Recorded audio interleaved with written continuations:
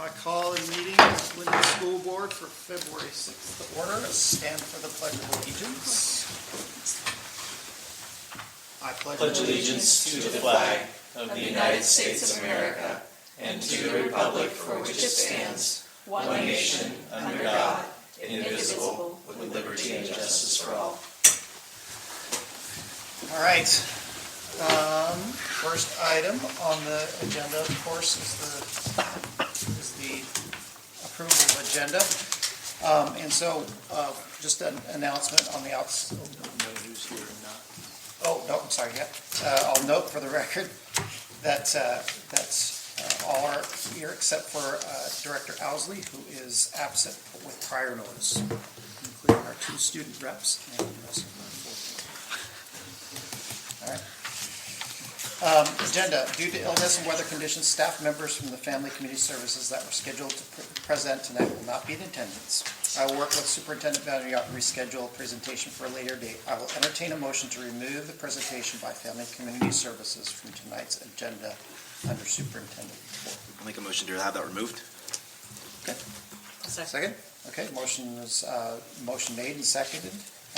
All of those in favor? Can I discuss something real quick? Oh, yeah, sorry, discussion. Are we rescheduling that for a later time? Yes. Yeah. Yeah? Yeah, sorry. Perfect. Any other discussion? I skipped that part. All right, all in favor, say aye. Aye. Motion carries by voice vote. Okay, and then at this point, I'll ask anybody if they would like to remove anything else from the agenda to be able to discuss or modify the agenda in any other way. Okay. Great, hearing none, I'll hand it over to... Entertain a motion. Entertain a motion? Oh, gosh, sorry. I'll entertain a motion to approve the agenda as presented. Make a motion to approve the agenda. I second. Discussion? All right, all in favor? Aye. Aye. Approval of the agenda carries by a voice vote. All right. Superintendent VanderYacht, good news. Yeah, I'm going to share some good news. I don't know if it's good news or not, but I'm going to share some appreciation. A unique week for Linden School District, and with the weather, I want to begin by sharing appreciation to our families and our students for the flexibility and the patience and disruptions that can cause when routines are upended, and so we appreciate the families and students. The second group I want to talk about, all of our staff as well. That it also takes a lot to shift and adjust and be on the ready, and so I appreciate our staff for their flexibility. Sometimes it can be difficult when you have as many students and in different roles and everybody moving around. So I appreciate our staff. And then within that staff, the subgroups of bus drivers, that I always think about how challenging that role is, and then add on conditions in the road in which it's not easy. And so I think of our bus drivers in the transportation department, and then the other one are facilities, grounds, and custodial crews. Although we wait for the announcement, we make our adjustments, those individuals are out strategizing how to respond best to the conditions, and it's been 3 or 4? It's been 4 days of work each day, and so I just appreciate that and the response, and so far I think decisions have worked out well, but I do know that it can be challenging just getting kids to school. I know we've had some falls. I'm not aware of any injuries. But we knew that it would be slippery, and so just sharing appreciation. One more group, and just I think employers of our families. Number of our employers I think recognize the challenge of parents who have school-age children, and I know many of our employers are flexible when school schedules are changing, and appreciation to that in our community as well. And so I don't know if the students want to add anything on that good news on what the challenges were or how things have gone at the high school. It's been interesting. It's been interesting. At the high school. Yeah, transportation. Our bus drivers are amazing. I've met a lot of them personally. I know like a bus got stuck down the road from my house. It's been just super slippery. I think I've counted 15 falls from my friends. Maybe that's just my friends, but we're making it work and we're adjusting. We are making it work, for sure. Yeah, it's. I would tell you, it is a unique environment For sure. compared to our other schools. It sure would be nice to get you under one roof. From going inside to outside is... Yeah, it's just. Yeah, I was It's, going to ask where the biggest issues are outside I there. think Yeah.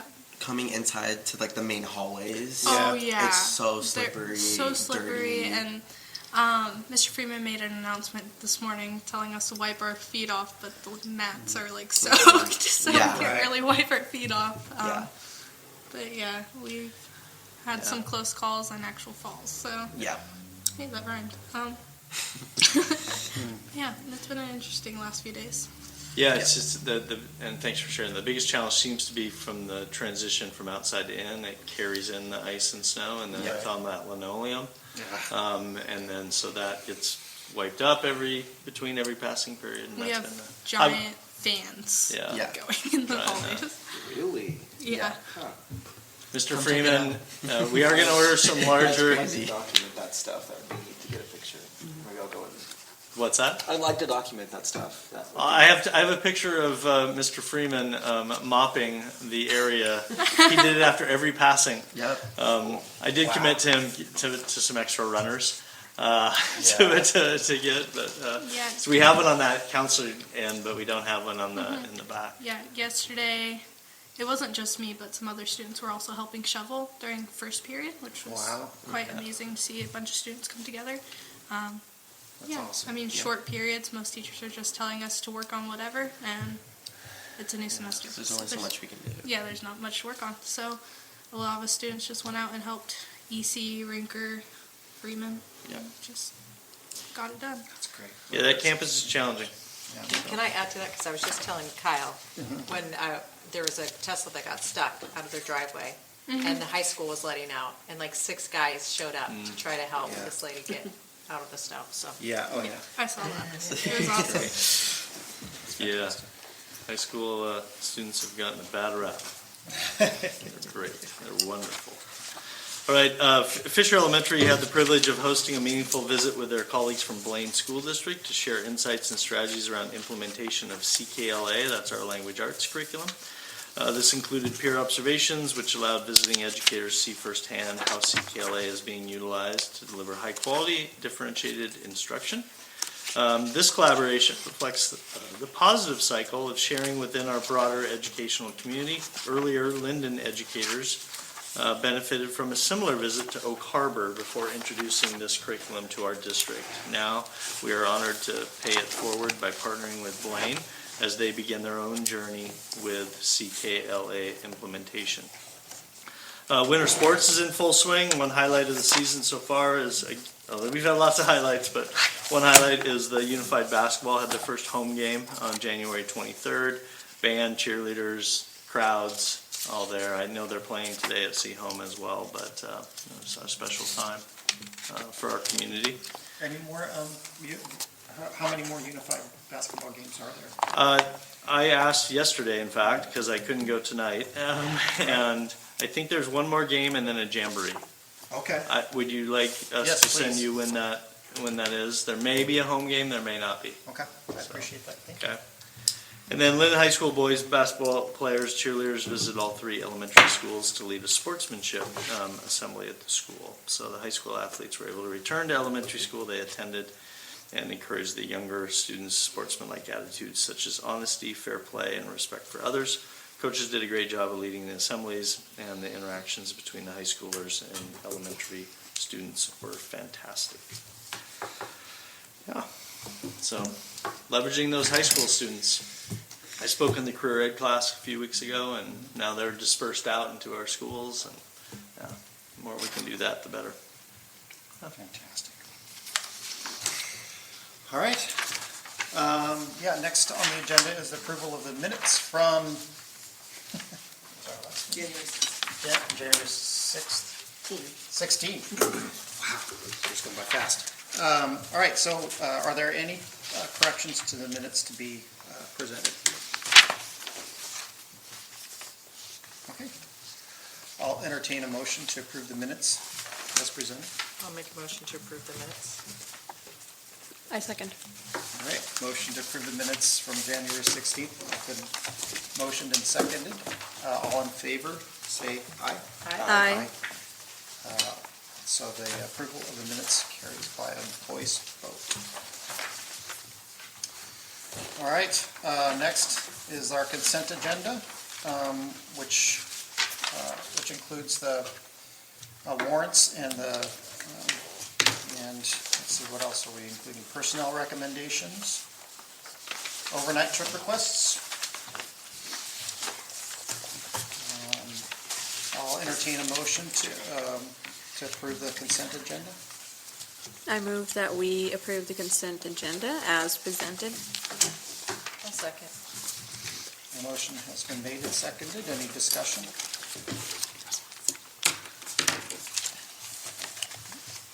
Are we doing advisory votes on these? I'm Nope, sorry. not on these. Okay, No, all right. you're good. All right. Vote. All right, so I'll vote for approval of the consent agenda. All in favor, say aye. Aye. The consent agenda carries by voice vote. All right. Next is information from the audience. Are there any? No? Okay, so I won't bother going through the spiel. And then information from board directors and student representatives. So at this point, we've come to some part of our meeting where board members and student reps can share anything that they wanted to share from since the last meeting.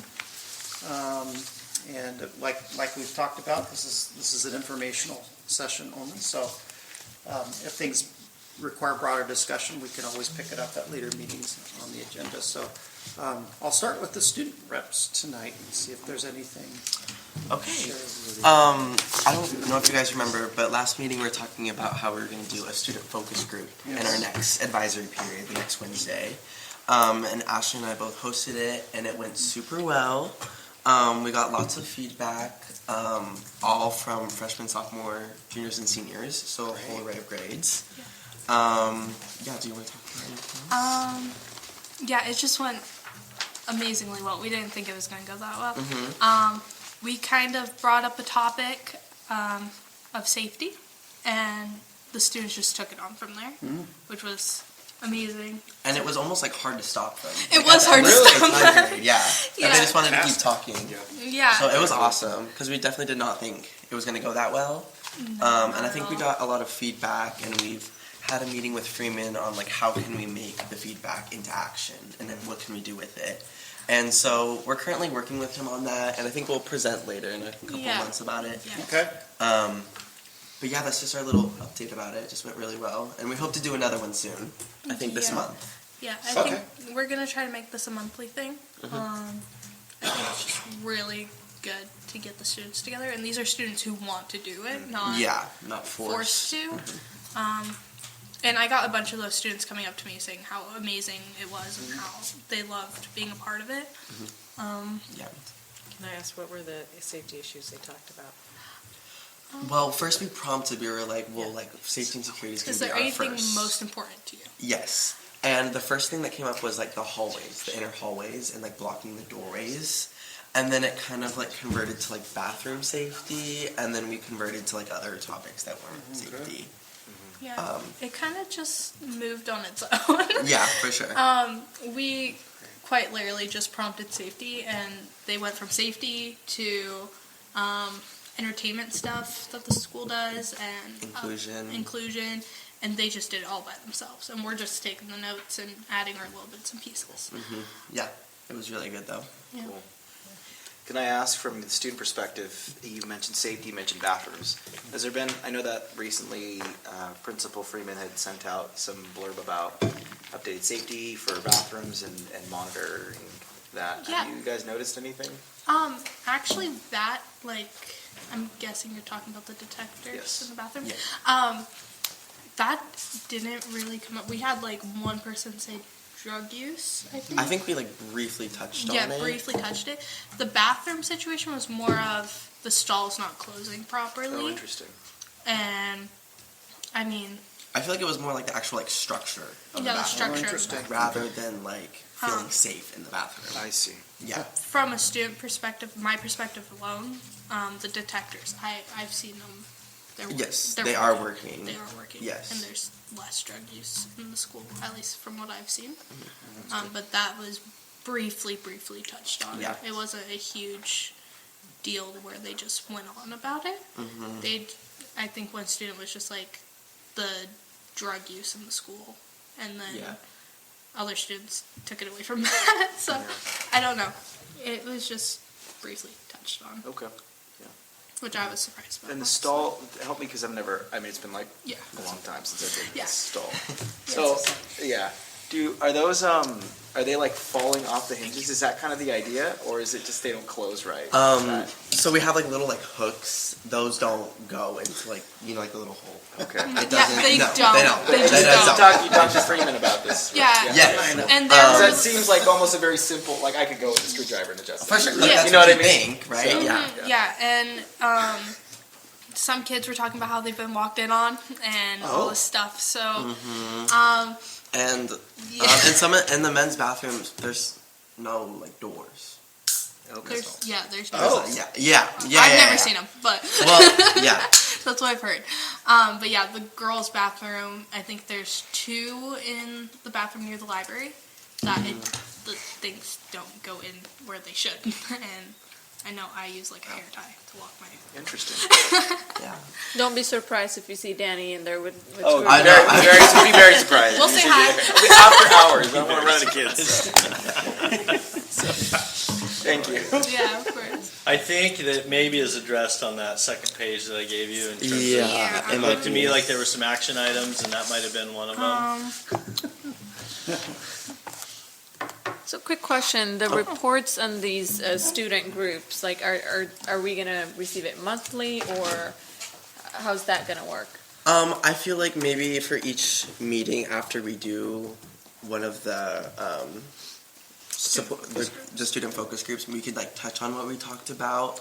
But I think like Kelly and I were talking about in April we'll have a presentation with Mr. Freeman. Sweet. Okay, Yeah. So okay, where it's consolidated and yes, that's, but Okay, another one of like the things with the bathrooms is like this. Well, I guess this isn't just bathrooms, but also like staff wasn't. How do I word this? we have like another problem at the school of like a lot of kids just wandering around during classes too, and we touched on the topic of staff not really getting on students for just wandering around.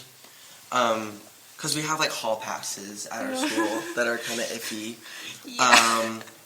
But like, I feel like we talked about like not having staff ask why the students are out of class if it's like not obvious. Yeah, that and makes sense. we have hall passes.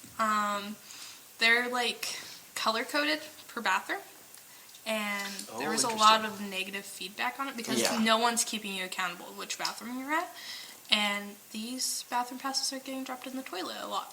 So yeah, lots of hand sanitizer. But yeah, that's Yeah, that one's a little more tough to like kind of crank down on. yeah. There's a lot about emotional safety too, like jokes about race and sexuality and just slurs and stuff. Which we're trying to figure something out with Freeman about that. Yeah, great. Most of the stuff we're gonna try to take action on for what we can. for what we can. We only have so much power because it's a school of how many kids, and Exactly. we're 2 kids who want to change it, and we're gonna try our best.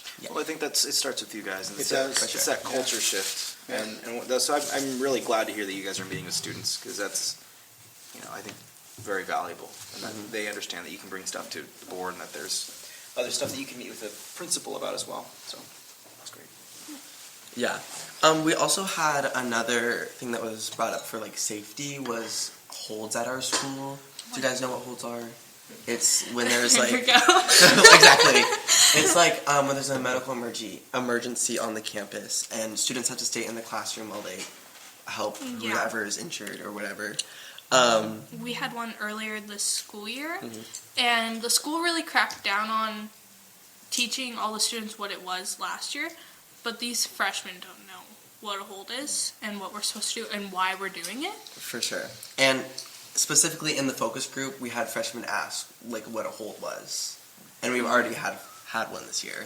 Yeah, we So have. it's like We've had yeah. a few in the last few years. Is this to maintain medical privacy? Is that, what's the reason? It's just to privacy. privacy Yeah. and just keeping the space clear Sure. for us, for whoever is dealing with the problem, Okay, yeah.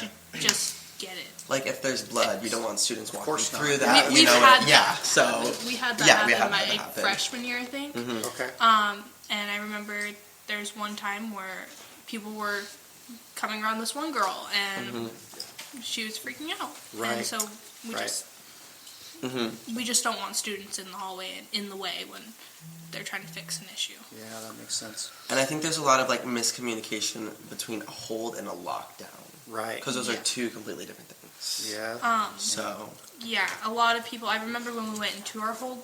We've had a hold this year, and a lot of kids were freaking out because they thought we were going into lockdown. And that's a big fear that students have, understandably.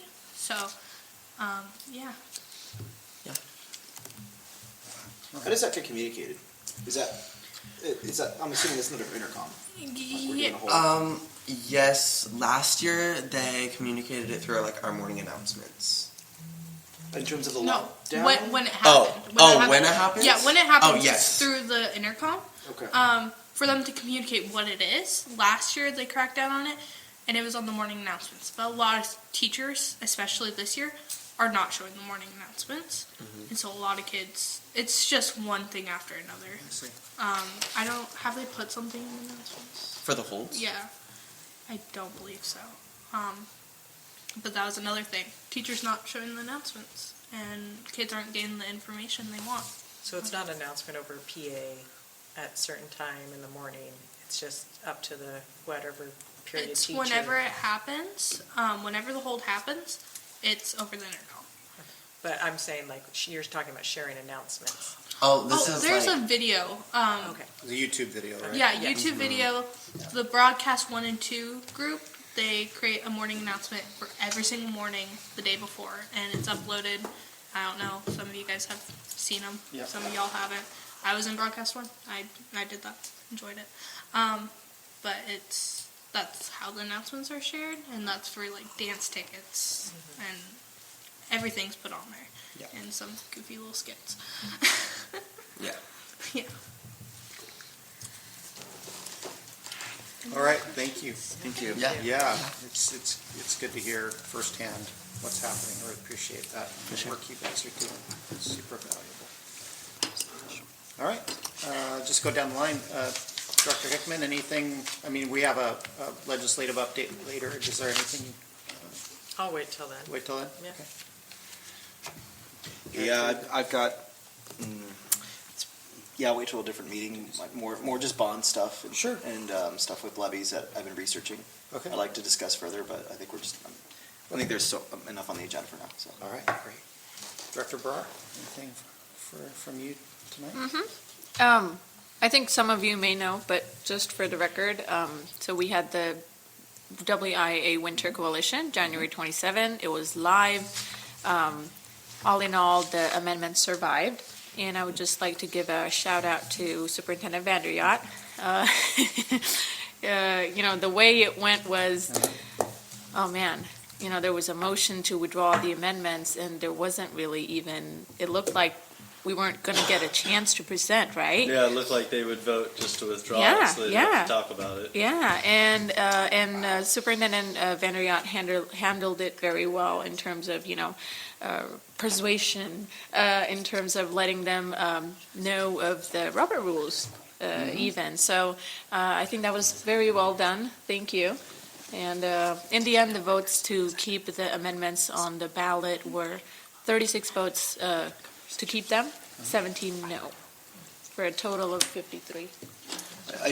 I really liked at the very end, I can't remember the guy's name, but he had clarified something about Robert's rules. He says, we're using Robert's rules, but it's harder when you just meet basically Yeah, and twice a year. Once a year. Versus Right. like what we do. We can Right. table something or we can remove it, and it works differently. And so I was encouraged because the initial sentiment was that they were just trying to, at least a few people were trying to have it so that we don't even have a discussion about this topic. But I appreciated his clarification from the WIAA perspective that we don't want to stifle meaningful discussions. And Robert's rules are there for a reason, but at the same time, they shouldn't be used in a way that is punitive to Right, fruitful because discussions. withdrawing and then tabling had the same the effect same at thing, that so- point. Since you only meet Meet once a year, yeah, Yeah. so that was, Interesting. yeah, So that it was good. very interesting. Yeah, I thought it was presented well. I thought that it was articulated with both sides, giving dignity to the argument and everything, so that was well done. So, Thank you both. Thank you. Yeah, thank you both. No, I mean, Yeah. yeah, for sure. Thank you all. thank you, Jesus. All right, yeah, absolutely. Yes, thank you. I would just like to say, recently we had a staff member pass away, Yeah. and it has affected our students dramatically. At least for the week of. Kids are somewhat getting through it right now, but there has been a lot going on about it. I just would like you guys to know that the students are trying to get through it as best as they can. There have been a lot of kids in the counselor's office Okay. trying to get through it as well. But the staff members are doing a really good job trying to support us. But this has taken a pretty big hit on the student body. Thank you for reminding us of that, Yeah. Ashley. We appreciate that. Yeah, thank you, Ashley. And I did, had communicated with the board, but, and that it's hard on the staff as well, because it's a staff member, and then you're responsible for the children, and so it's a hard time. Yeah, my daughter shared with me that she was fairly, She was well known in she the was school. well known and, Yeah. yeah, very sad. All right, thank you. Yeah, so, I guess that's it for information. Next on the agenda is reports. So I'm going to turn the meeting over to VanderYacht to run through those. Yeah, as we removed the Family Community Services, and yes, we will definitely reschedule that one. Ben Thomas is out ill, and included in the packet is the finance report for February. For December, sorry, for December, I know it's February, and so I'm happy to answer any questions anyone has. I don't know if we have a scheduled meeting with Jim and Danny, but I think it'd be good for us to get that on the calendar. When January books close, then we tend to start forecasting out what our end fund balance is going to be, and so we have some preliminary on that. But when we present January's financial report, we're going to include the projection of our end of year fund balance, and I think it's the second meeting in. No, is it? Is it the second meeting in March, in February, and we'll be able to do January's? The third week has caused a little bit of a challenge for us when there's hiccups in some of the financial reporting out of the treasurer's office, or maybe where the days fall. Yeah, But it's the second meeting, correct? it should be. Okay. Yes. So we're going to attempt to have January's in February, the second meeting in February, and we'll also have a projection And that projection is looking at about 5.5 to 6 million in fund balance is where our target, where our target was 5.7 million, and we think we're going to end up right in that range. But we'll have that information for the board next meeting. I just had a quick question on this. It's hard to see. I think it's page 18. Okay. The kinder enrollment is that's 215, 24.5. I saw that too. Yeah. I'm just curious.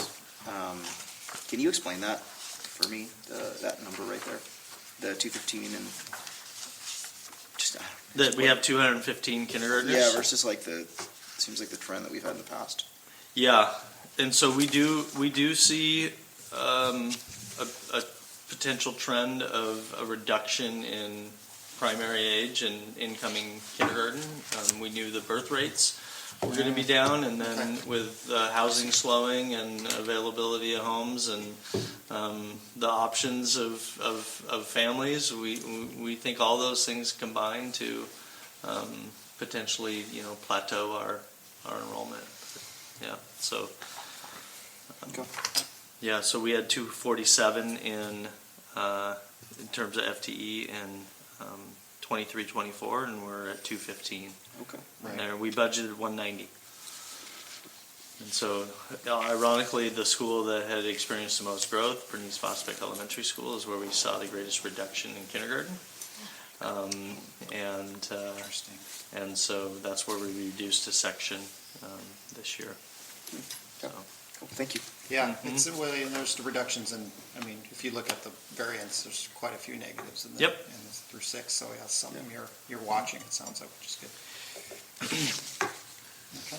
Yeah, and that may impact some of our decisions related to facilities. So that 6-year facilities plan and actually more the master facilities plan, the 20-year, we haven't updated enrollment projection based on some of these last 2 years that will go into those discussions. And we canceled our meeting this week, but we'll reschedule that one as well. And that one may look at some reprioritization of where our needs are.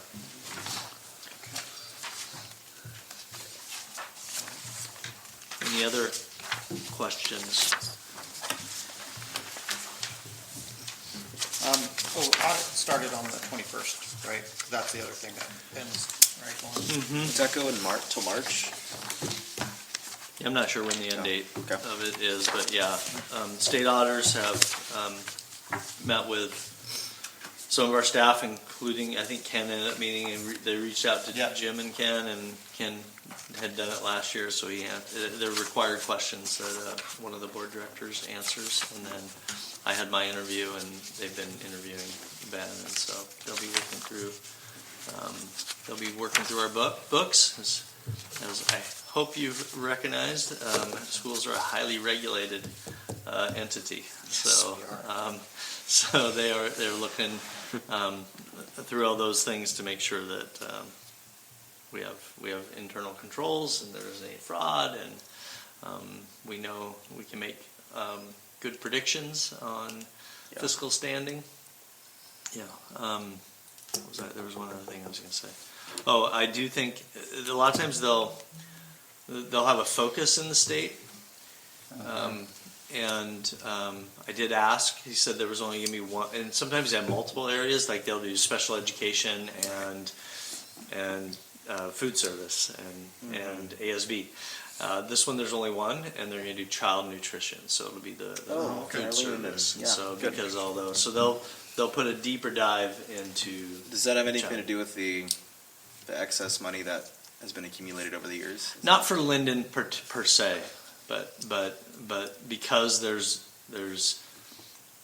unique revenue sources within child nutrition, Right. Federal and state. Right, there's some federal. Title I federal? Yeah, not through food service, but yes, it is. Title I is federal. Interesting.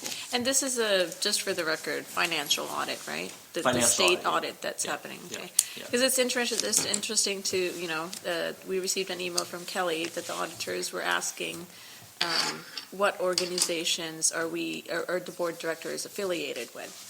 So that was a interesting, question, which wasn't there last year, but just an observation. Yeah, to see if there's any Conflict of interest, probably, yeah. Right. Yeah. And they ask that every year. Oh, they do They ask do? that every year, yeah. Gosh, I've been up since 4, so.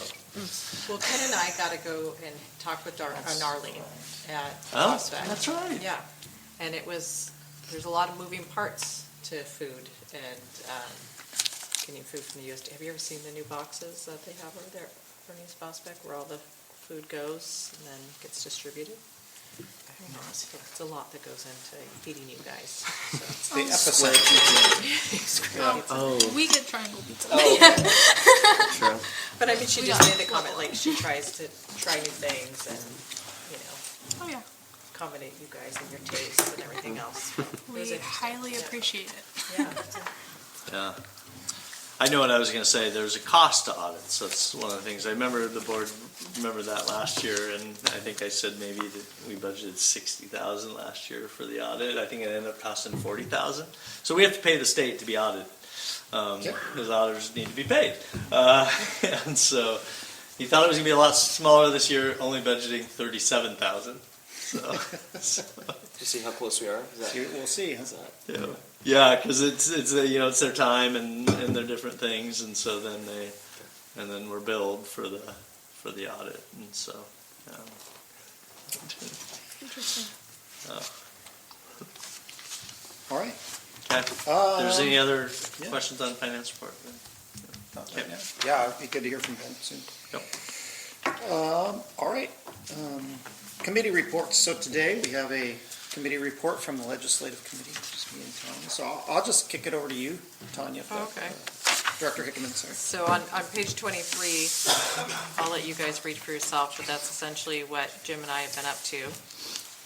Today I took a look at the bills that namely are in the resolution, and I still am learning the process, but the only one that's out of chamber is the 5181, and that is in regards to like the parental rights. The 1296 is in rules. I don't know the like 2 versus 3.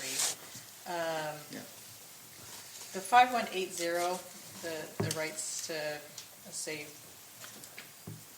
civil education, there was nothing listed, nothing new. So I don't know if that means the bill's dead, David, or Superintendent VanderYacht, or... I was talking, sorry. Okay, it's okay. Still monitoring them, but yes, 5181 has passed, and it will go to the House. Yeah, past the Senate.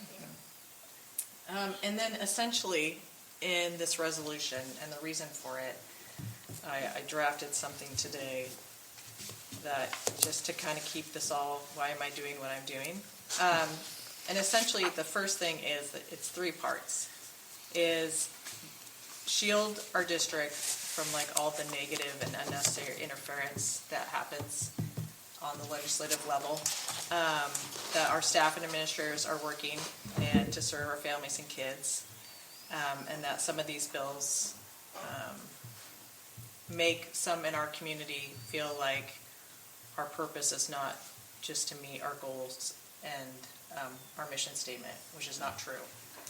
And then the second, that from what I can see, and I'm not a lawyer, that some of these, especially when in regards to parental rights, could violate FERPA, and also, depending on what's going on in the federal government right now, we could lose federal funding, and Title I funds. And then lastly, just that we're aware that since COVID, there is a very heavy community response.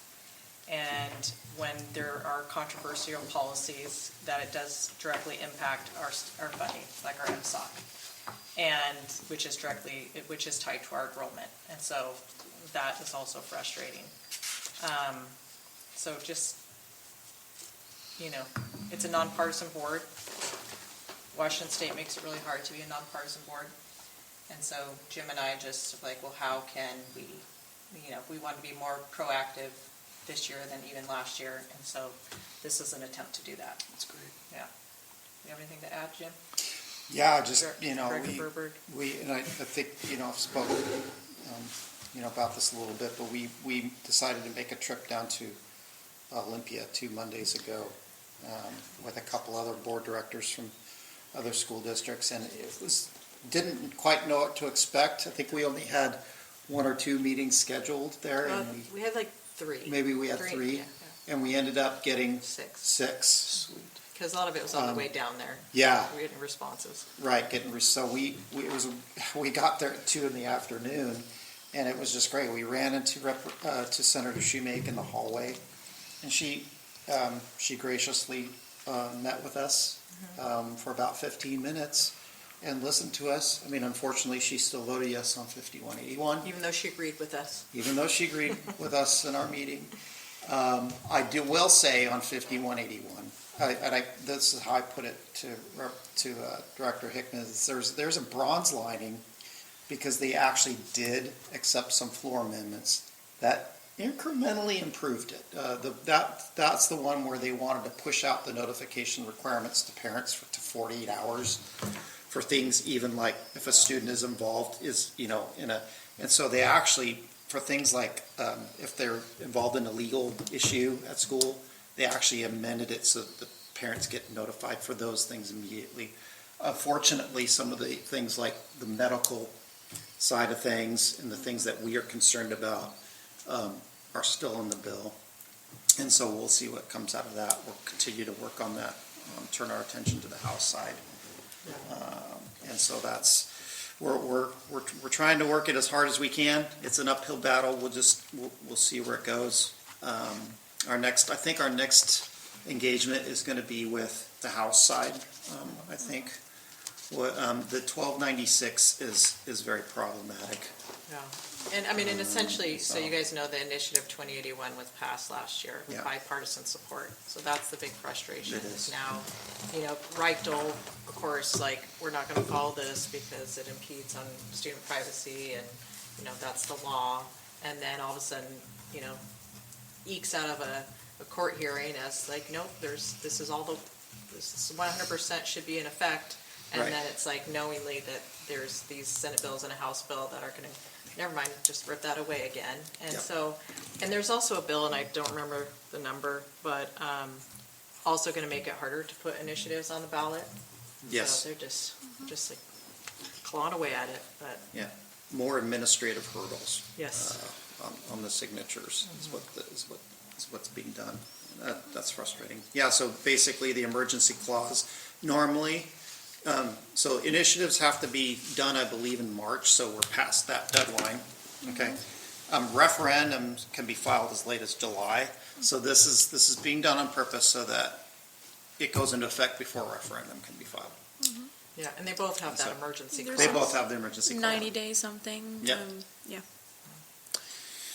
That's the reason why they passed it bipartisan, was so that they can change it immediately at the next session. Because Right. if the initiative would have gone to the ballot, That's right. and if it was voted yes on the ballot, then it passed the ballot, then they would have waited, 2 years. They have to wait 2 years. Yeah, before they right. could amend the bill, so, Yeah. just for the record for those listening. Well, and in the hearings, Senator Wilson was honest about that. Said we passed this because we knew we can come and change it again. And so, yeah, it's frustrating, but I think what I did appreciate was just having the conversations, letting them know we're there. I'm sure, I believe that's why they accepted the floor, because typically floor amendments aren't, very successful. In my days, they're usually done in committee, and so I think there's maybe some moving of the needle. I think we just need to keep doing what we're doing, and encouraging our other like-minded school boards and other school board members to do the same. So. Any questions? Thank you guys for going down. Yeah, it's wonderful. Yeah, I asked Director Hickman to provide me kind of some talking points. I had a scheduled meeting with the governor's office. They apologized for the governor not being able to be there, and I didn't assume that he would be, but I was able to get a 30-minute meeting with education policy advisor under the guise of the WIA amendment, and then took advantage of the opportunity to also talk about some of the talking points. And really, I didn't get into specific on bills. I really got into the specific of helping understand in communities such as ours just the importance of having local flexibility so that we can engage with our constituents, we can have these discussions, we can make some decisions about things. And if all we do is create divisiveness within the state, we're just continuing to drive people away from public education, and people need public education, in my opinion. So I know I'm biased, but I just think it's important, and that's why I went into this profession.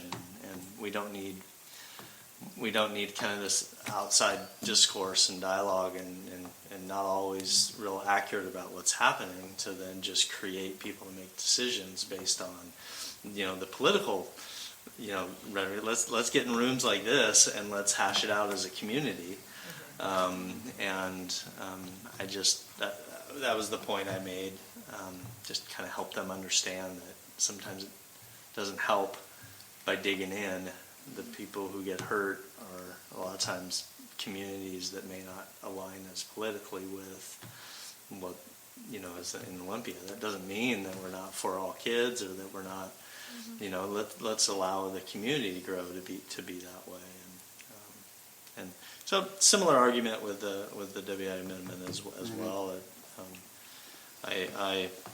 I think I was able to have a really wonderful discussion with an education policy person who was just kind of like, wow, I can tell you care about all students, right? And that you can talk about the challenge of sports a little bit different than this is not about the challenge of transgender students. This is about the challenge of sports, right?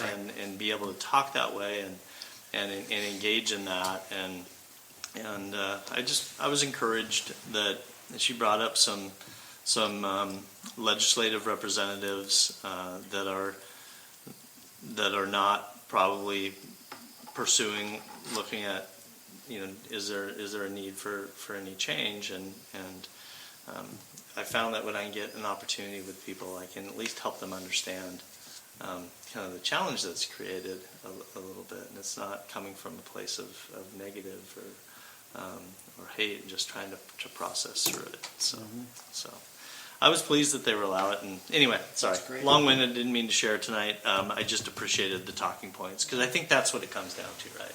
Yeah, when there was a gal there from Eatonville that we met with, and so she was telling Representative Santos that, if 10 families would draw from their schools, it's over $100,000, and that's a lot of money. For a small school district. And we have 198 small school districts. And so out of 295, that's significant. And so just that messaging and that inability to, like our Superintendent VanderYacht said, to meet the needs of your local community and its wants and desires in respect to that. Or the fact that even if these things pass, really nothing changes in the day in and day out of what staff do. And you already have anti-bullying policies, but clearly there's some work to be done. Absolutely, always. Always. Yeah. And, but it's just a distraction and it's a noise. So we also don't want our community coming back to us to say, hey, you didn't do enough. So we're trying to do more. Instead, we're working on the rhetoric instead of being able to listen to high school students to say these are some areas that we need some work on. I don't think, and this is what I tried to make point in Como. We don't need that legislated, because if it's legislated, then people argue against it instead of being able to come around the same thing and say how do we and to communicate that somehow that public schools, or I'll just say Linden School District, isn't for all those kids, then that's what begins to get characterized. And when we say, hey, we don't want legislators dictating what we do inside of our classrooms that don't allow for the dialogue or the discourse to take place, then you start getting characterized as somehow not whatever the topic may be. Then you get mischaracterized on not being accepting or affirming or of things. Instead, no, you're just trying to create an environment where all students feel welcome and sense of belonging. And instead, we put up energy on against some of the just the requirements. So. Yeah, I say, it was four of us, and I did a lot of listening because Director Hickman and the other two ladies were doing just such a great job of communicating those messages. And the one I'm really reminded of that our fellow board member from Chehalis kept pointing out, like you said, David, was, look, we care about kids just like you, and our transgender students are important to us. We just want flexibility to implement these policies, whether it's, a bathroom policy, to do it the way that it makes sense for our district and without, hard dictates. And, and they, I think Senator Wilson listened. I don't know if she agreed, obviously. She's very committed to what she's trying to do, but I thought that was really, really well stated, and I appreciated it. And then Director Hickman pointed out exactly what you were talking about, David, where look, you're already guilty in the eyes of the public when these things come down from on either side of the aisle, when these things come down from legislature, and it's causing issues, and even a loss of 10 students. Even the most progressive districts are going to have parents that are going to pull their kids out. Even in a 90-10, school district. And so this is a big issue. One I'm willing to go to the mat on, and I'll continue to fight so that our educators and our administrators and our parents can do the job that they are here to do, which is educate children. Yeah. We are not a social, factory for these kinds of policies, and I'll state that publicly. I feel very strongly about that. And then we want to honor all of our students and make make our schools welcome for every student and every parent. So, and I believe there's a way to do that.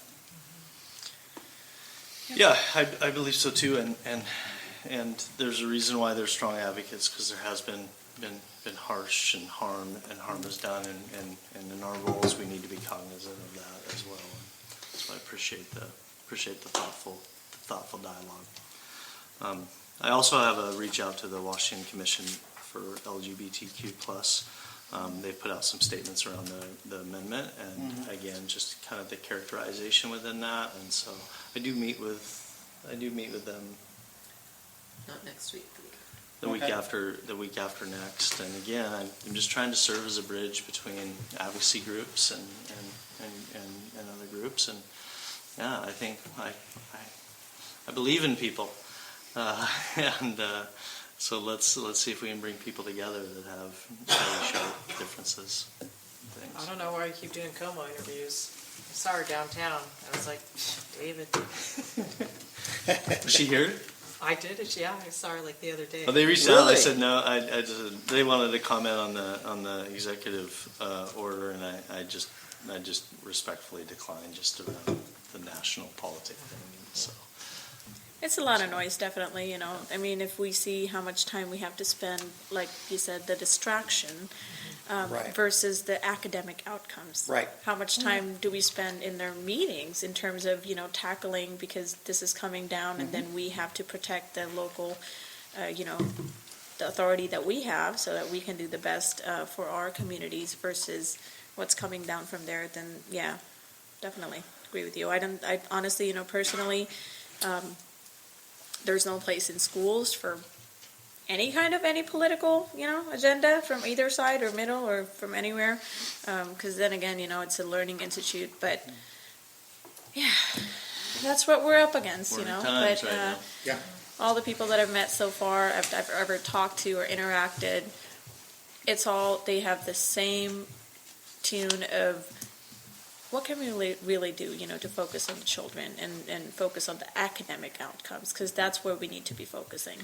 So I think a lot of those discussions need to be had with educators as well. I think that's a key part that I don't want us to get distracted about.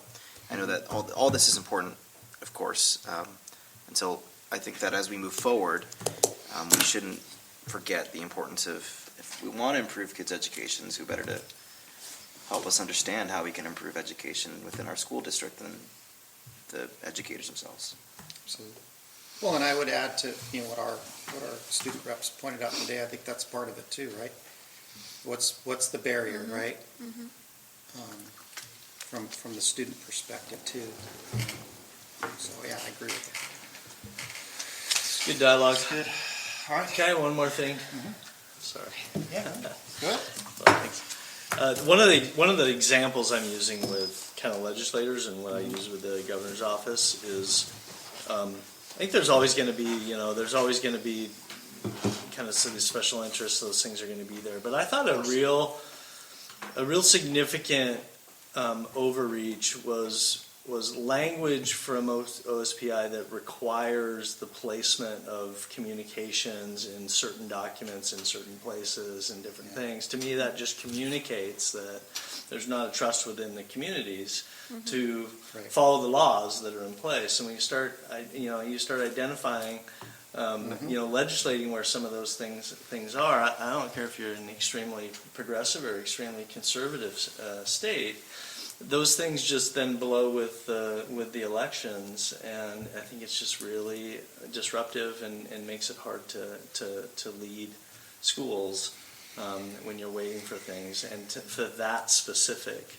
And so when I've shared that example, it's not about kind of the ideology or the content of the thing. It's around that mentality of this dictation of where things need to be communicated, where things need to be placed, how and when they need to be put in there. And I think we need to get that back in the bottle a little bit and depend on elected officials and communities.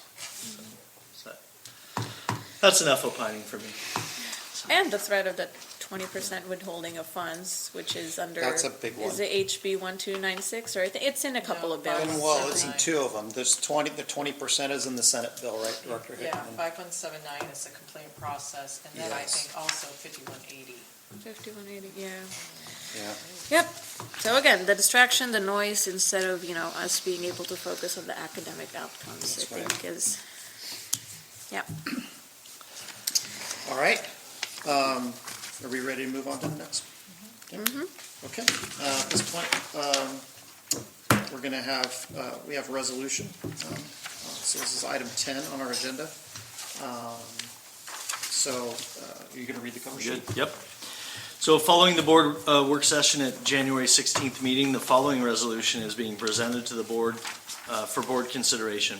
Approval of this resolution would authorize the district to refinance in parentheses, outstanding general obligation bonds issued in 2015. Recent changes in the market may provide an opportunity for the district to obtain substantial debt service savings. The district will be authorized to proceed with the refunding only if the specific conditions outlined in the resolution are met.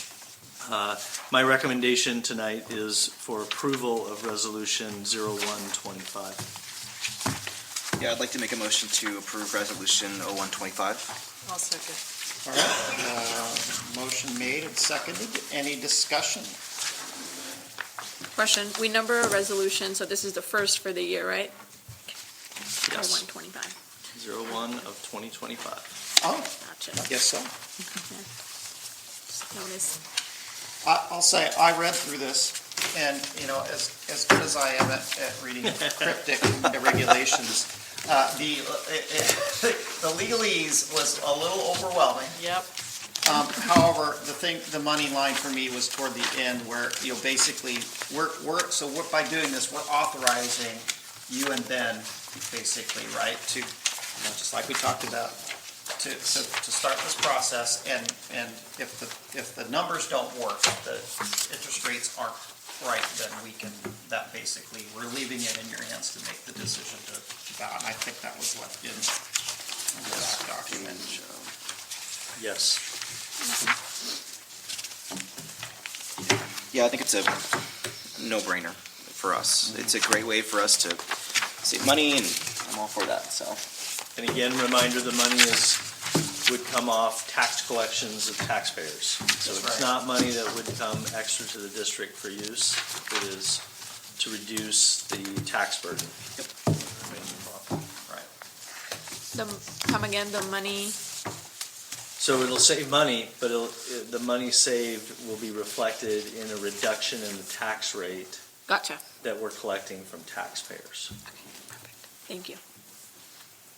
All right. Clear as mud. Clear as mud. Any more questions or discussion? All right. Advisory vote. Advisory vote. They can abstain or aye. Either Or one. no. Aye. Aye. All right, vote of the board. All in favor, say aye. Aye. Aye. Resolution 0125 carries by voice approval. First one of the year. First of the year. All right, the next resolution in front of us today is Resolution 0225. I make a motion. I'm looking for the page number. Oh, page 76. Starts on 74. 74. The board's sorry. legislative committee directors, Verberg and Hickman, have drafted resolution number 0225, opposition to Senate Bills 5180, 5181, 5179, 5123, and House Bill 1296, and support of Senate Bills 5263, 5192 for the board's consideration. And Director Hickman, I think I did hear your question. A bill is never dead. It can be revived throughout the I session. was hopeful it wasn't going anywhere. Anyway, I already want to amend this to include Yeah. that we are also pro House Bill 1699. So I would, go ahead. So yeah, I'll entertain, do we have to do this first before we do Oh, yeah, amendments? sorry. Yeah. Yes. Right, all right. Yeah, you can make a motion, Ben, right? Why don't you go? Yeah, I'll make a motion to approve Amend. resolution, To amend? to amend Resolution 0225. A second. All right, Well, wait, say it though. Say what the have to the say the motion whole to thing. amendment is. yes. I would like to amend, I'll make a motion to amend Resolution 0225 to include, be it further resolved that we support House Bill 1699. Okay, Second. motion made and seconded. Question, what is House Bill That is 1699? the WIA basic amendment that says that girls will compete in girls' sports, biological girls. Yeah, there's a new, you didn't, yeah. Oh, okay, sorry. Yeah. Get me up to date. What, I don't know about Is it this bill at HB all. 1669? What? Yeah. Who are the originators? A lot of Republican representatives. What? Yeah, And I she's missed cool. this? Yeah. Yeah. Wow. We caught you off Seriously? guard. Wow. After- That's a surprise. Is it okay? Can I look at a little bit? Yeah, Is there It says anything, oh, no, that's from last year. and you guys read the bill and then no surprise or something in there? All good? Okay. it really is, this bill in particular, from what I could read, really mirrors the Linden School District's, Amendment? yeah. Wow. Who are It's the very Very originators? similar. It just says, No. oh, I'm not gonna read that. And where's Peterson. the bill note? Fitzgibbon. There's no bill report. Do you Peterson want the and full Gibbon. bill or just the report? Did I pull 'Cause I up the got right the full bill It right just here. says, an act relating to the defending equity in interscholastic sports, amending RCW 28A 600-200 and 28A 640-20, adding a new section to this chapter, which basically says, each school district board director is hereby granted and shall exercise the authority to control, supervise, and regulate the conduct of interscholastic athletic activities and other interschool extracurricular activities of an athletic, cultural, social, and recreational nature for students of the district. The board of directors may delegate control, supervision, and regulation of any, it's basically just allowing just girls only. 1699. Okay. 1699. Oh, 1699. Yeah. Oh, whoops. Did both I of got you the have? wrong one. Yeah, he was showing You were in me. the wrong year. Maybe. Sometimes it changes. Okay. the year. Okay. Because this one says fish. Okay. Anyhow, So then it goes- thank you for letting me We know did that that. little tap Wow, and then. seriously. Okay. Yeah. I knew I When, was Superintendent David, did you know when this bill Okay. came? When it was filed? Yeah.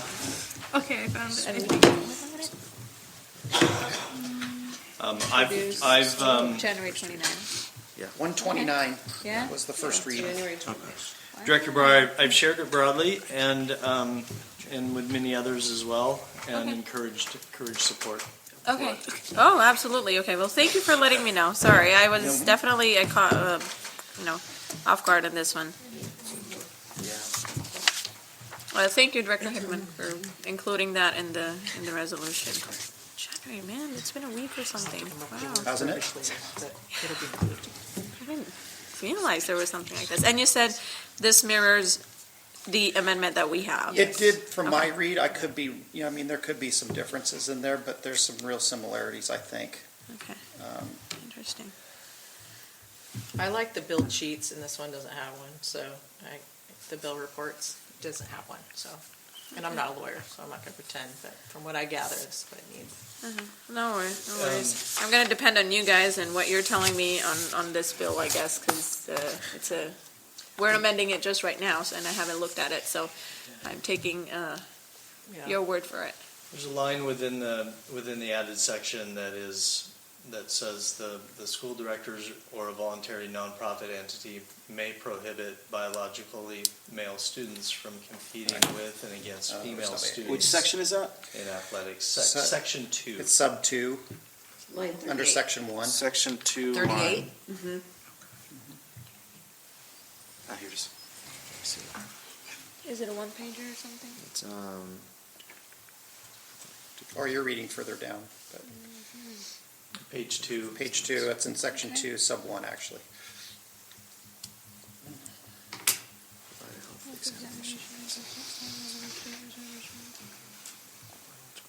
Make sure that everybody gets a chance to read it, though. It's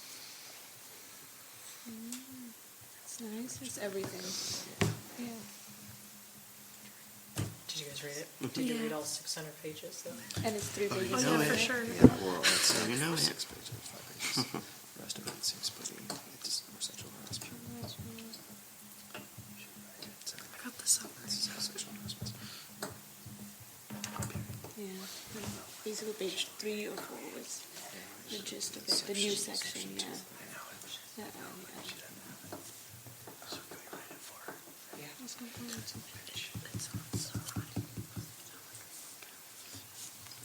Yeah, if you look at sub 2 under section 2, Director Barra, that's what I was saying. that's the gist of it, yeah. Yeah, And it says new section.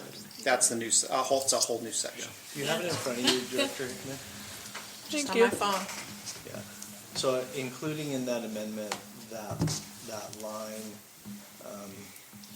would, if you want to maybe include that verbiage, then we can include that in when you state the amendment, then we can include it in the resolution, would be my, if that's something that you want. Like for every other resolution, there's kind of like a description? Is that what Yeah, you're where talking it about? says Yeah. like where you have support of Senate Bill 5192 and then, Right. which increases allocations. Right, So yeah. basically, if you're going to make an amendment, I would say add a section. Add that one. Be it further resolved that we support, and then fill in the blank, and then that brief description. The new You're section talking about 2, basically section line 2. 36 through Sorry. 2 of the following page.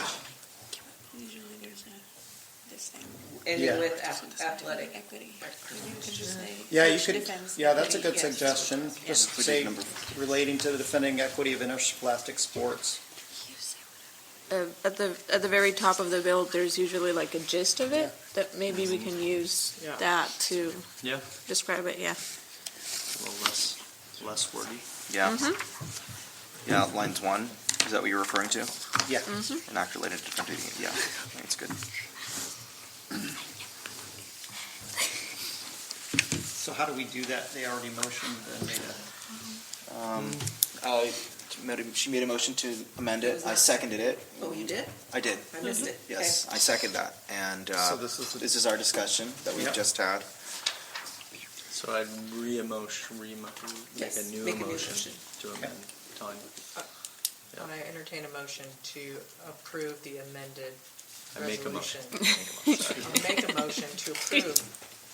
Oh, no, my To amend. job anymore. To amend. Make a motion to amend Yeah, Resolution 225. to read, To read, yeah. it be it further resolved that we support House Bill 1699, an act relating in defending equity in interscholastic sports, amending RCW, blah, blah, blah, and creating a new section, and then jump down and I'll say, as follows, policies, procedures, rules, and other requirements adopted in accordance with RCW 28A 600-200 by a school district board of directors or a voluntary nonprofit entity may prohibit biologically male students from competing with and against female students in athletic activities. Good enough? We word that. Maybe less. Sure. When I'm at home in front I of. know, right? Is that, Okay. I'm not good at this part. that's Okay. Is it, can I interject here real quick? Yes, please. Okay, so the where, are we Save us. discussing, so we're discussing this whole resolution. Yes. Are we looking for verbiage where it says whereas?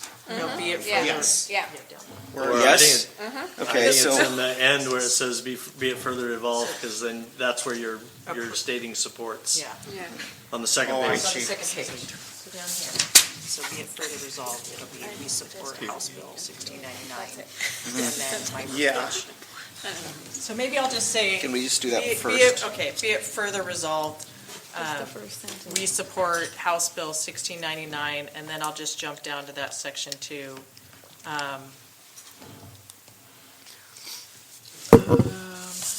That, which allows school district board of directors, oh, thank you. Okay, I got to that part. Yep. Directors or a voluntary nonprofit,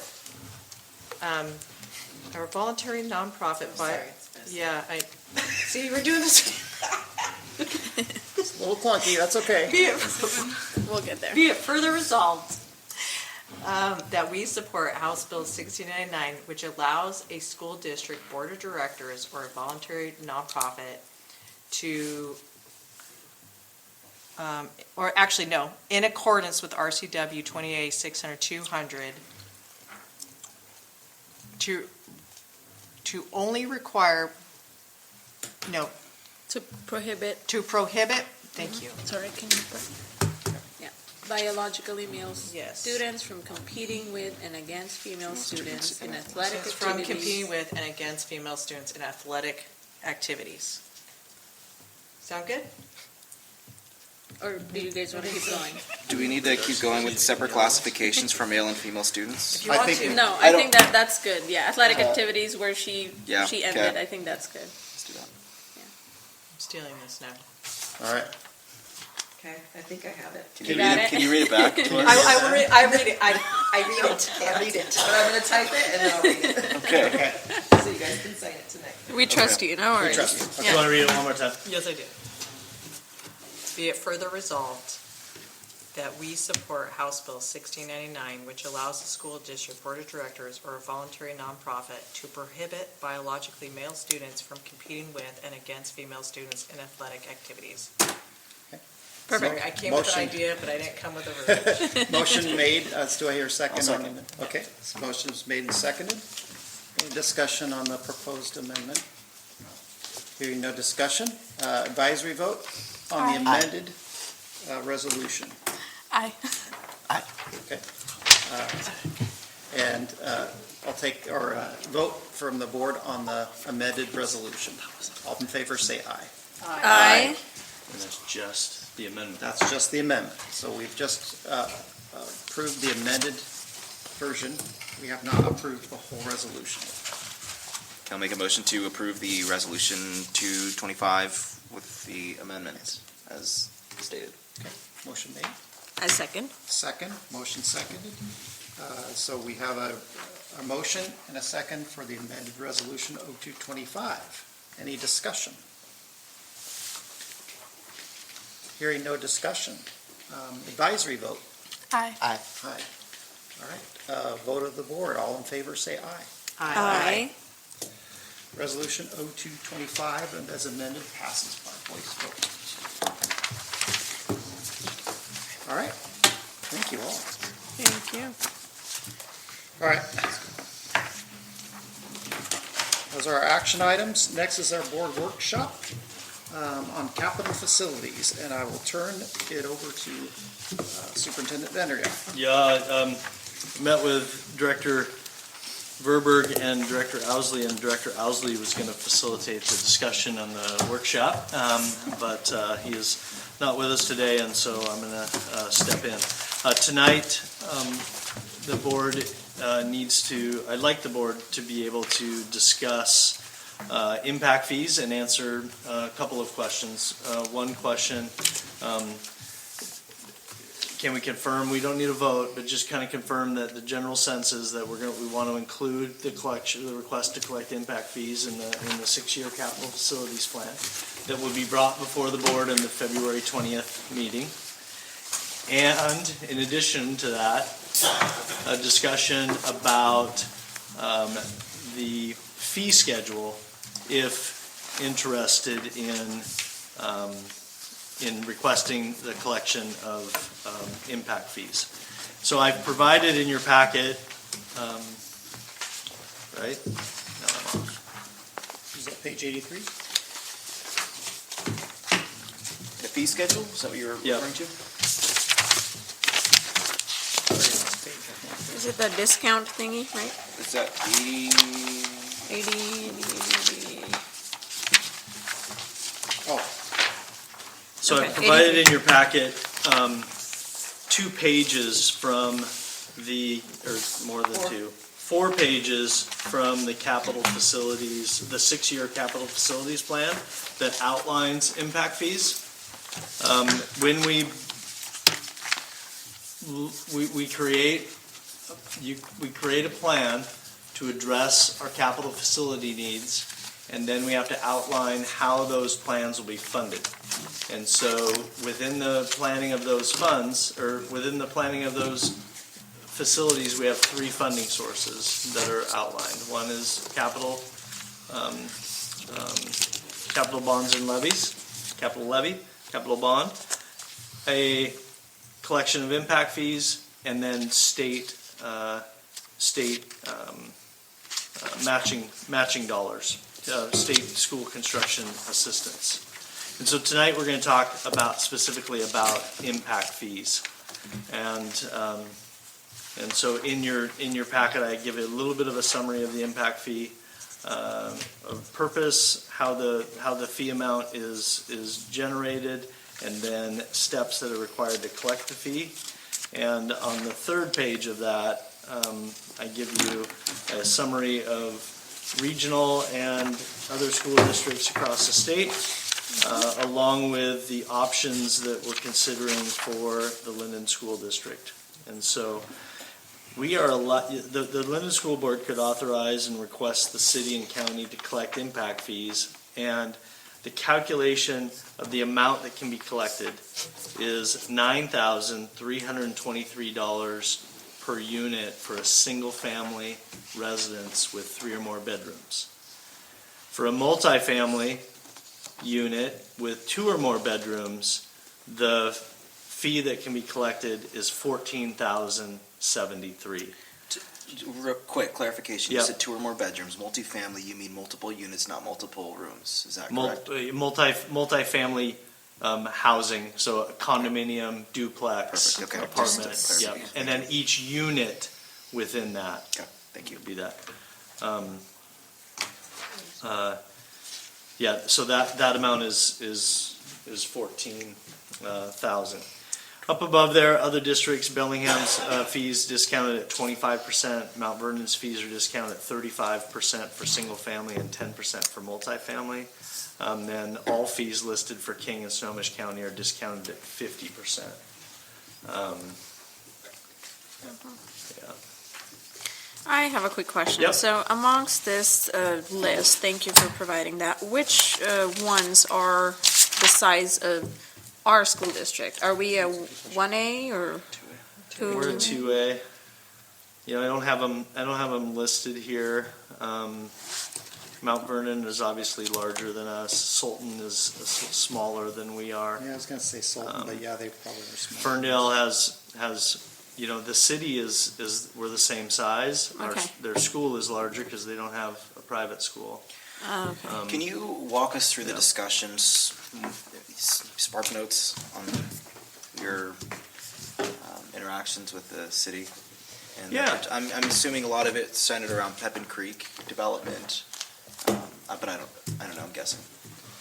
Yeah, so I've had 2 meetings with the city, and each meeting has had at least 3 city councilmen there, but one was a duplicate. And so I've had a chance to kind of discuss the possibility of requesting impact fees with city councilmen. Basically, this document that is included is, I passed it around and kind of walked the group through it. They seem to have an understanding of impact fees because they collect them as well. They understand that there's a calculation that takes place, and they understand that there is the potential for discounting. Those discussions have, been informational, and then at the end I say, our school board's going to be wrestling a little bit with this fee. Kind of want to be good partners and understand what impact of decisions are in terms of is it problematic to collect too large of a fee? What's the negative impact? What's the positive impact? And so there's been dialogue in both of those meetings about that. I will say the general takeaway is that there may have been a previous reason for not collecting or reducing the amount of impact fee collection. That does not seem to be prevalent in those discussions any longer. To say it another way, they're not communicating like they're not communicating a negative for the school board pursuing these impact fees. Now, I don't speak for them. That's a general takeaway of those discussions. Okay. Not Good. necessarily an indication of that's how they'll ultimately vote either, do you? Yeah, there's one more clarity that I've been unclear at. Schools are elected officials, right? You guys make decisions, and you have to be held accountable by the people who elect you, right? And decision to request for impact fees and setting those impact fees seems like it's a school director responsibility. And I worked to try to confirm that a little bit. Today, the city manager explained that 2 reasons why maybe a city council would not approve a request for collection of impact fees would be that the school does not need the money. And the other reason would be that the administrative costs for collecting the fees on the part of the city were not worth it, meaning the amount being collected was so small that it wouldn't be worth it. So like if we did $500, something, They made that, yes. yeah. Yep, good, yep, yeah. And so I said, is that a law? Is that I think it's no, I think it's one of those HRC recommendations, AG findings. Related to that. There's probably never been any court cases, related to it. And so my sense there was that we would be working toward, the board would be working toward a 6-year plan being adopted that has a fee established in it. And my sense was that they didn't have any strong input around it should be discounted or not discounted, or if it's discounted, how small or how much. Really up to the school board, it seems. And I don't know, I didn't read it in here, but is it something that can change year to year? We did discuss a little bit, and I have to do some more research. We discussed a little bit about having built-in escalation in it, so the school board doesn't have to come back and keep recalculating and ask for a change. And so I'm going to do some. Is that pursuit of that. projected based? Would that be? This is hypothetical, of course. Is that projected based on growth that we would estimate that escalation? Like if we anticipate limit's gonna grow 5% every year. No, again, the calculation's pretty complicated.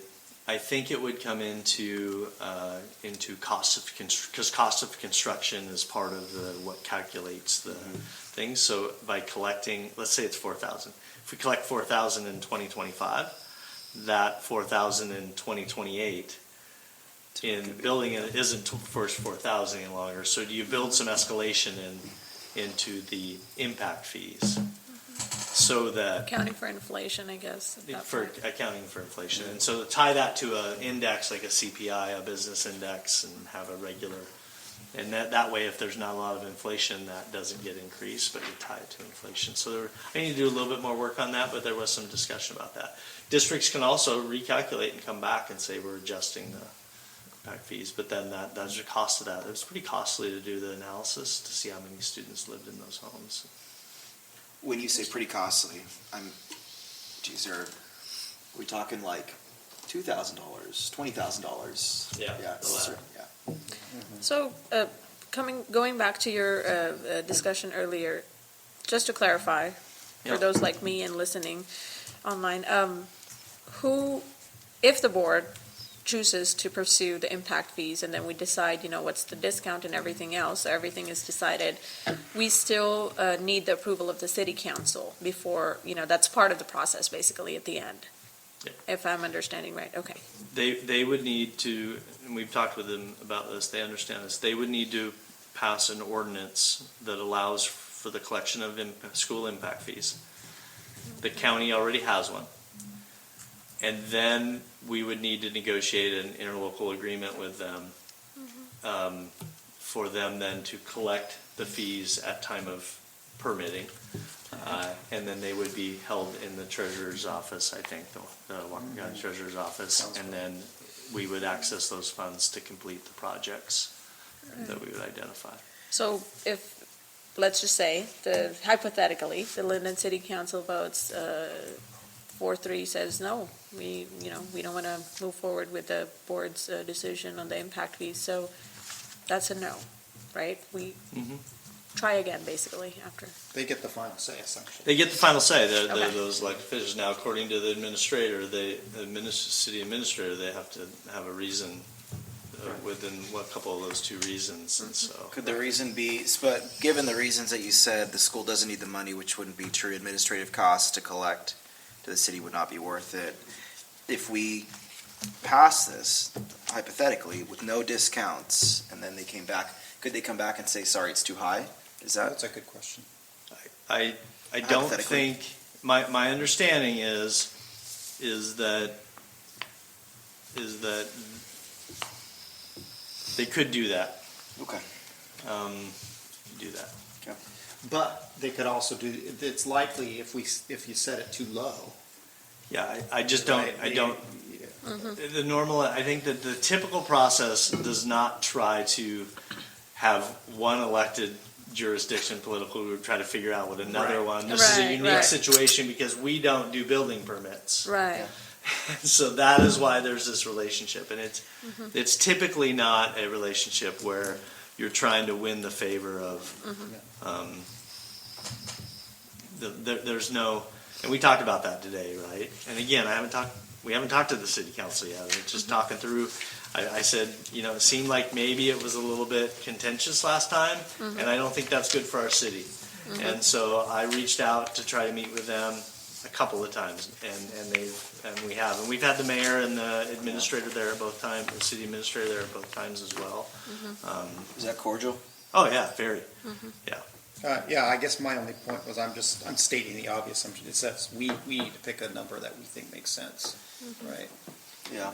It would be really helpful, sorry to put some burden on you, but it would be really helpful to know which amongst these districts, are comparable to Linden in terms of either, I don't know, because you put out size, I was thinking more in the enrollment number type, but either way. That's kind of what I was sharing.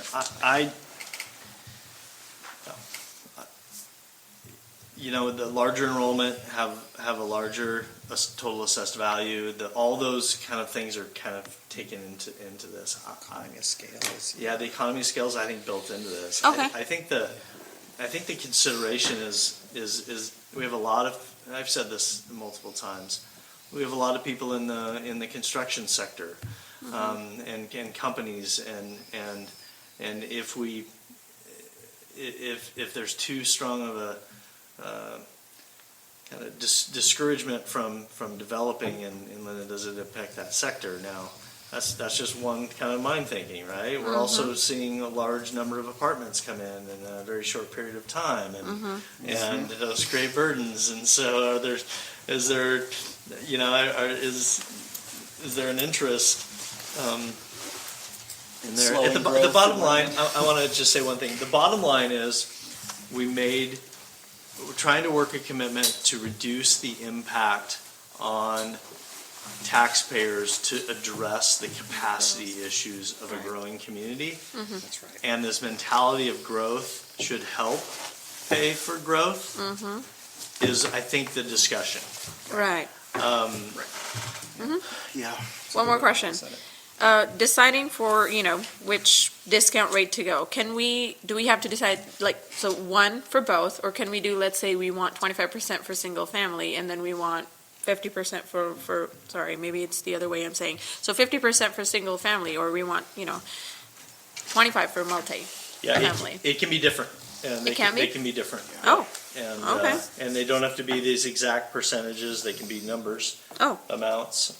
The reason that this whole calculation is done is because it may need to be defended if somebody argues against too large of a fee. How did you come up with that fee? And that's why lawyers do the calculations and make the fees. So any number between 0 to 100% we can choose? Yeah. As far as Yes. discount And it goes? can be different for multi and single. Good question. Okay. That is a good question. So so I look at Ferndale, and I look at what they're doing for single family and multifamily, and I kind of feel like they're growing at a similar capacity. I have no idea why they picked those numbers. I don't know if that's a 75% discount or anything of that nature. I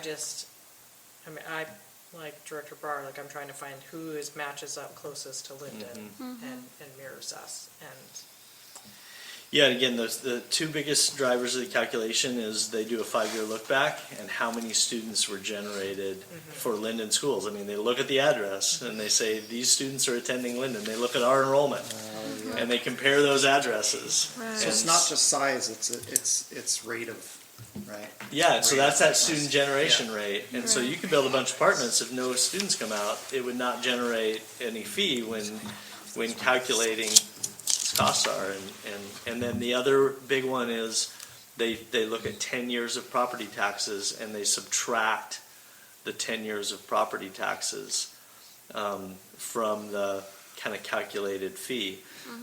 And the apartments in Linden over those 5 years, their assessed value isn't nearly as high as the single family residence. And so their discount of the property taxes that they pay over the next 10 years, that subtraction was much less, that amount, and that's why they ended up with a higher amount. And every community is a little bit different on that, and so I don't think this is about, the Linden, Ferndale School District collects this, I wonder what into that collection, Granite Falls collects this, I wonder what into that one. I really think it's the calculations are about growth that's happening in the community that's unique, and the type of growth and how many students are being generated out of that. And this also includes the cost of new construction. And so Ferndale hasn't revisited theirs for a long time. There's been a change. Right, Yeah, all those yeah, things. And yeah. so I really think that if I would encourage you to be comfortable talking about these numbers for Linden School District. Yeah, Kind of feels like having that ball and then I know. tell me the magic number. I know.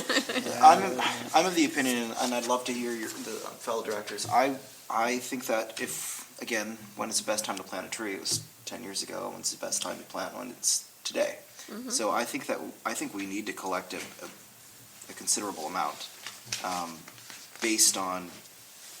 I'm looking a decade down the future. These funds are valuable, and we've got a lot of multifamilies that are going up.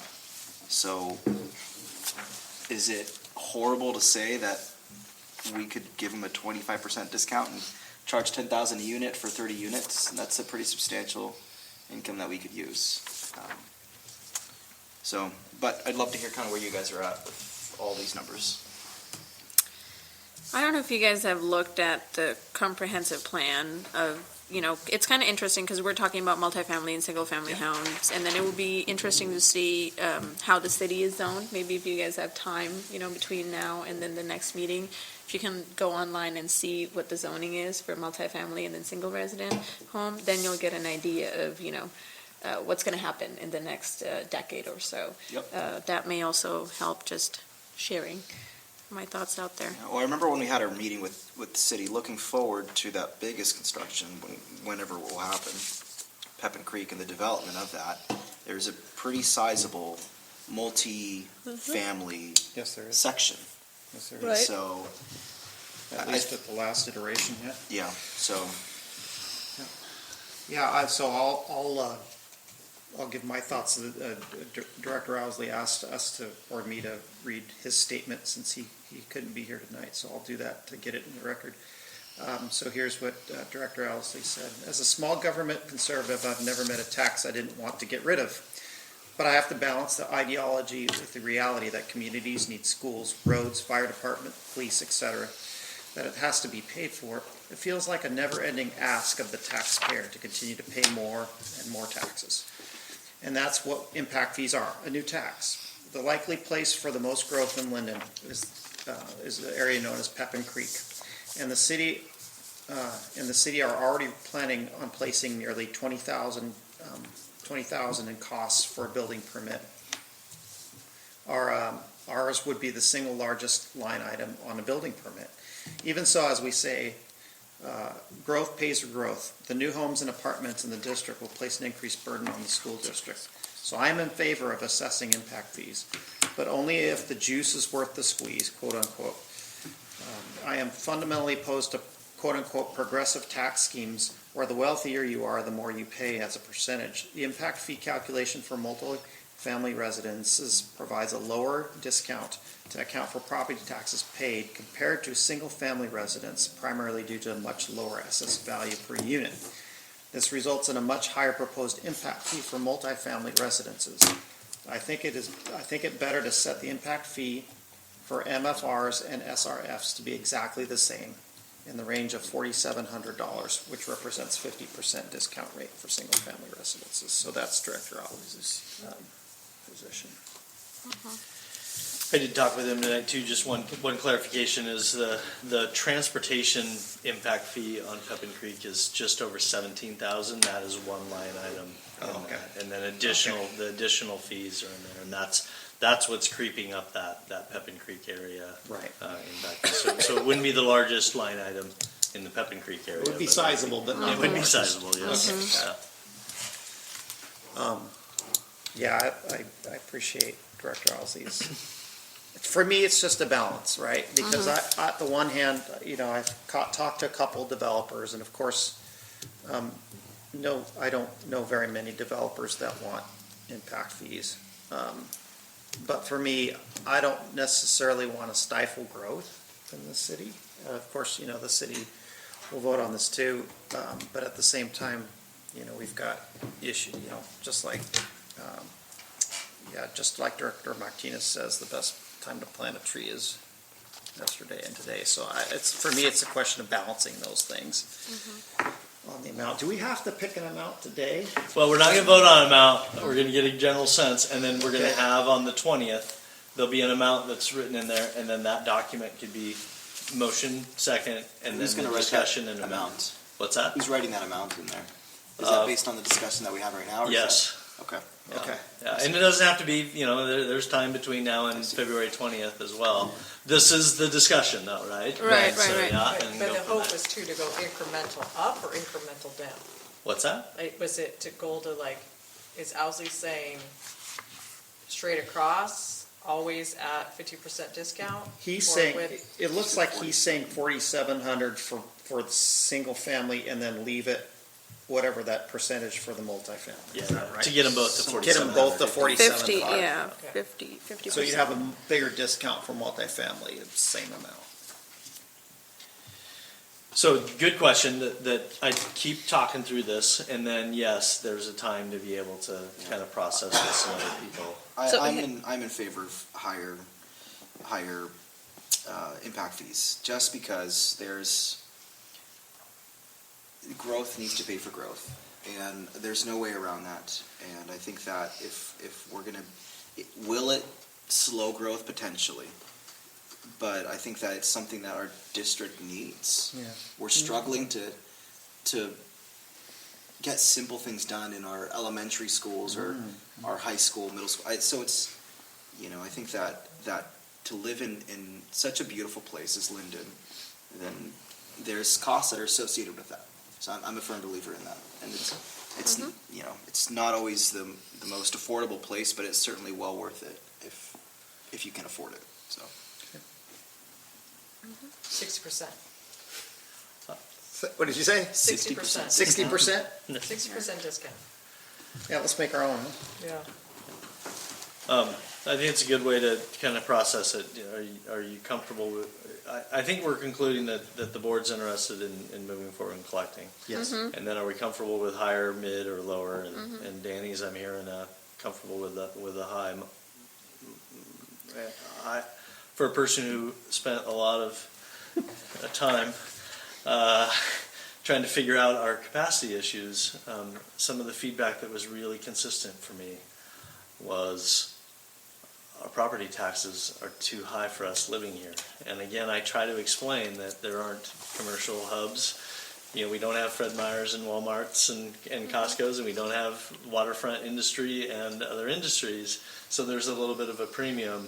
Yeah. But if we have an opportunity, I think, to reduce that impact on current property tax, then the feedback, I'll say it this way, the feedback I'm getting from citizens would leaning toward a higher collection of impact fees. And it's pretty strong. Yeah. Right? Yeah, I would agree. I agree with Director Martinez's statement on that one. But I have a leaning of, I'm just putting it out there, maybe, in case somebody else does, of collecting, like, I don't know the magic number, but, more discount for the single family versus the, if I'm looking at the 25% discount, like that row, I'm not specifically saying that's what I want, just saying that, if I'm looking at that row, the difference between, almost 7,000, right, and then the almost, 10,500, I would, lean towards giving some more discount on the single-family home versus the multifamily home. So Interesting. I'm Just smiling because initial. You said that earlier, and I wrote it down. Oh, did you? Oh, okay. 25 and 50 gives that 6,900, Okay. 6,900 for one, 7,037 for the other. I Right. think that's what you're saying, right? Right. Okay, sorry, say that again. You're saying, Well, I'm saying just initially that Yep. I'm leaning onto, because we're still having discussions, right? And things Sure. can change depending on the information that we get. But for the information that I have for now, I'm leaning towards having a different discount rate for single-family Sure. homes and a different discount rate for multifamily home. I don't have a magic number yet, but, if I'm looking at the 25% discount line, okay,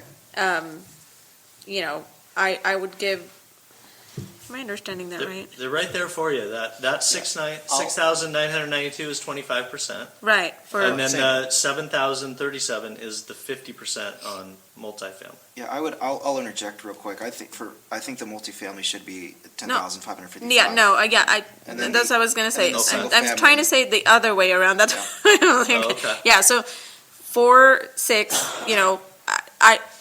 How do I say this? I'm 50% leaning to discount. give more discount to the single-family home Got it. versus the Okay. multifamily home, so. Okay, got it. Sorry, So I you're do saying talk with it's my a- hands. Are you saying like a 75% to 25% for multifamily? No, 50 to 10. 50, to yeah, 25, 50 excuse to me. 25, for example, you know, if you're looking, yeah, so 50% for single-family homes, and then 25% for multifamily homes, because of the, yeah, just looking at the comprehensive plan and the amount of, you know, multifamily residences that are going to be built, I just feel it's justified, so. Okay. Yeah, because, and if you look at let's just say a fourplex, that's $42,220 right there. If we do that, $10,555. And so, and And I it- agree with yeah. Director Brar that I think those single families should get maybe that 50% discount, so leave that at 46.62. Maybe push it up to 5,000 just so it's closer, but closer to that 10, but that would be my sense. Feels okay to me, all right? And I think Ken also said that he's inclined to have a 50% for both, I mean, per his statement.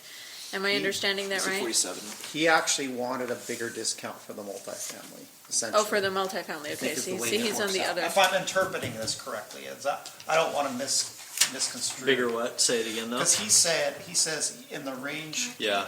The higher keep them discount this, for- see, I think it better to set the impact fee for NFRs and SFRs to be exactly the same, and keep them 4,700, which is 50% for single family. So he's actually saying a Same. more discount for the multi. Oh, Yeah. more discount for the multi, Yeah, oh. I would Right. So I would that's, strongly disagree with that. Okay. Just because I think that there's more multifamilies that are going to be generated. It's more revenue that we can get. So Yeah. why would we discount so much? yeah, his would basically be like close to the 50% discount for the single, and then a 75% for the For multi. the multi, yeah. And he knew we weren't voting tonight. Yep. He- Right. In that discussion, he also said, I'd support if there was no discount. Okay. So just so you know. 14,073, is that what we're now moving to? And then I just, think that one's a little excessive. yeah, and just to kind of go back at the data that we have here on the same page, if you look up there, the generation of students, you know, that has happened or occurred in the last 5 years, you know, let's also kind of look at that. Even though, like I said, you know, we may have forecasts, but we just don't know how things might go. But Yeah. the zoning does tell us, you know, on how many units per multifamily residence and whatnot. But and this has already been And then calculated it's based if on and when that. those get built. And, Right. And if my guess, if I'm looking at my magic ball, is that more of those single families will get built before any of those multifamilies, just based on something like this. But I mean, developers are going to develop, so. Yep. We're not voting on this. This Nope. is, Not voting on Just this. kind of Giving people. Paul, Yeah, Yeah, Paul. I mean, I'm just looking for. How do you numbers. pronounce it? Consultant did. They're like. Cole. looking POLL. more on Okay. their POLL. family, but Cool. Because we're not setting it As our tonight, just so the esteemed community's clear. Super reps. What we're doing is we're drafting the amount for the next meeting to be approved. Okay. We're surveying. what were you saying, Director Hickman? I'm sorry. Oh, Ashley was kind enough, so Sultan is a 2A district, so Snohomish, 2A, 3A, and they kind of reversed it, where they put more on their single family and less on their multifamily. And, I mean, I know that, you know, people are building it and they can up the price of rentals, and then I'm always squeamish, because I'm like, people who are typically living in apartments don't have a lot of money, so, I know that always reflects back on the person that's flipping the bill. I mean, and then I'm looking at too, like, well, something's better than nothing. We weren't doing any impact fees prior to this, you know, discussion in the past. So I'm like, what's wrong with 75 on the multifamily and 50 on the single family? But that's just. One of the things that I've shared at some of these different meetings is one of the options is going to be to reduce the square footage in the high school plan, pull back, you know, permanent learning space for about 120 students. put out to see if we can create a new high school, slightly smaller square footage than we put out before, with the ability to expand to add that 120, that wing for 120 more students when the growth comes. And the collection of impact fees would help mitigate the cost of that collection instead of going to taxpayers. And if you collect too little, let's say that addition of 120 classrooms is going to be $20 million, and we collect $3 million. It's helpful, but I think it's more of an impact for our taxpayers if we collect $10 million. Yeah. In there, and I think that's the discussion tonight. Okay. Yeah, and I agree with you, Director Hickman. I'm sensitive to the cost. I mean, especially those of us that. This is